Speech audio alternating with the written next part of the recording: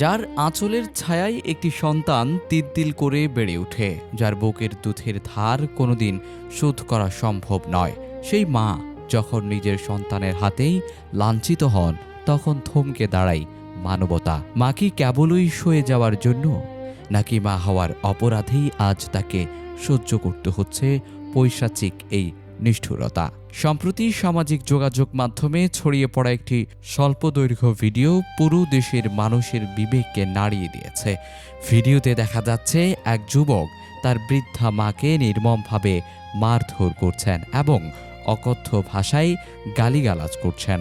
কয়েক সেকেন্ডের এই ভিডিও ফুটেজটি দেখে নেটিজেনদের মধ্যে বইছে ক্ষোভ আর নিন্দার ঝড়। যদিও ভিডিওতে থাকা যুবকের পরিচয় এখনো পরিষ্কার নয়, তবে ভিডিওর উৎস থেকে জানা গেছে ঘটনাটি রাজধানীর খিলগাঁও সিপাহীবাগ ক্লাবের পূর্ব পাশের একটি 5তলা বাড়ির।